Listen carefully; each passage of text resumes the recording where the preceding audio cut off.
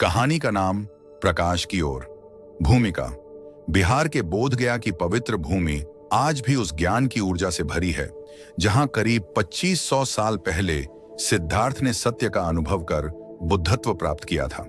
यही शक्ति आज भी उन लोगों को खींचती है जो जीवन में दिशा और शांति की तलाश कर रहे हैं। कहानी। हिरोतो जापान के टोक्यो शहर का एक प्रख्यात वास्तविक था।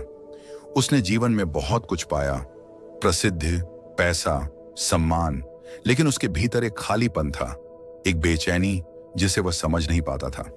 एक दिन वह लाइब्रेरी में एक पुरानी किताब पढ़ रहा था जिसमें बोधगया का जिक्र था, जहां सिद्धार्थ बुद्ध बने। उसने उसी क्षण तय किया, मुझे वहां जाना है। बिहार की धरती पर आगमन। कुछ ही दिनों में हिरोतो भारत पहुंचा और बोधगया की भूमि पर कदम रखा।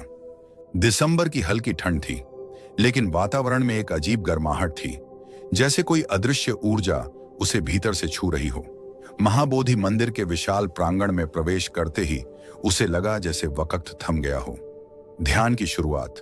उसने एक भिक्षु से बात की और कहा, मैं शांति की खोज में आया हूं, लेकिन मुझे रास्ता नहीं पता।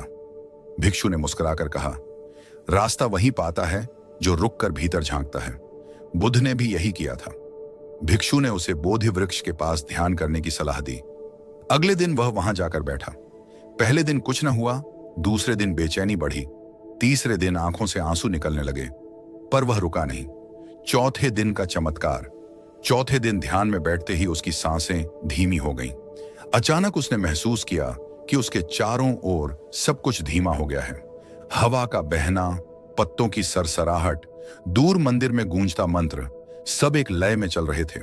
उसकी आंखों के आगे एक प्रकाश फूटा और उसमें एक शांत, उज्जवल आकृति दिखाई दी।